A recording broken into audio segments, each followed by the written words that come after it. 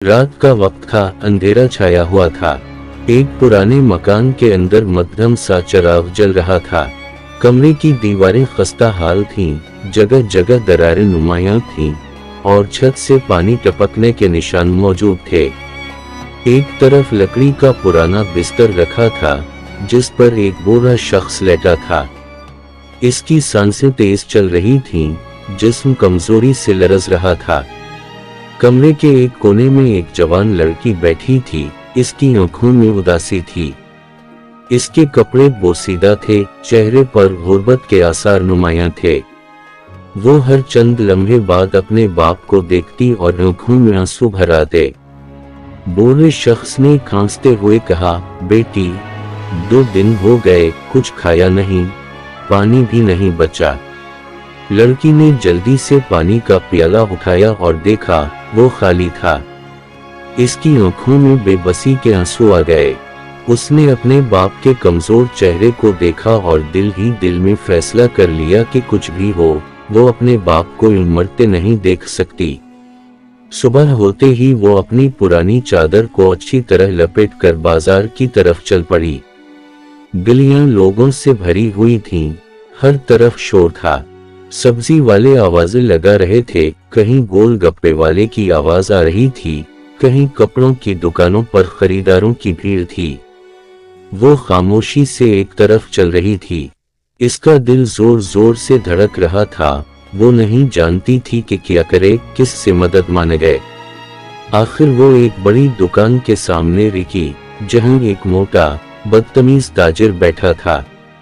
इसके चेहरे पर लालच साफ नजर आ रहा था। लड़की ने हिम्मत करके कहा, जनाब, क्या आप मुझे कुछ पैसे दे सकते हैं? मेरे वालिद बहुत बीमार हैं। ताजिर ने तंजिया हंसी हंसी और बोला, पैसे मुफ्त नहीं मिलते लड़की, अगर कुछ चाहती हो तो बदले में कुछ देना होगा।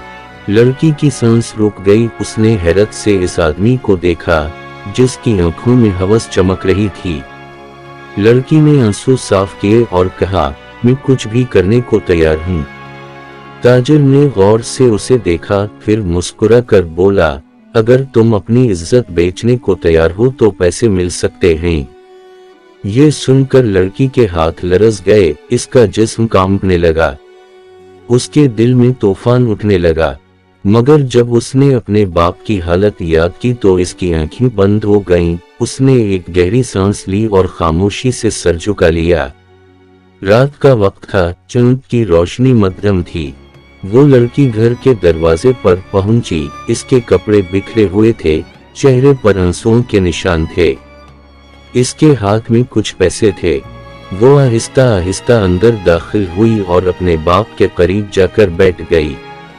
इसकी आंखों में दर्द था, मगर उसने अपने आंसू जब्त कर लिए। इसने कपकपाती आवाज में कहा, अब्बा, दवाई ले लो। बूढ़े शख्स ने कांपते हाथों से पैसे लिए और अपनी बेटी को देखा। इसके चेहरे पर कुछ अजीब सा साया था, जैसे वो समझ गया हो कि ये पैसे कहां से आए हैं। मगर इसने कुछ न कहा। रात के सुनाटे में एक खामोश चीख गूंज रही थी। वो लड़की अपने बाप के पास बैठी थी, मगर इसकी रूह कहीं और जा चुकी थी। इसने अपनी जिंदगी का सबसे बड़ा सौदा कर लिया था, मगर क्या उसने वाकई कुछ जीता था? ये कहानी एक बेटी की कुर्बानी की तल्ख हकीकत को जाहिर करती है।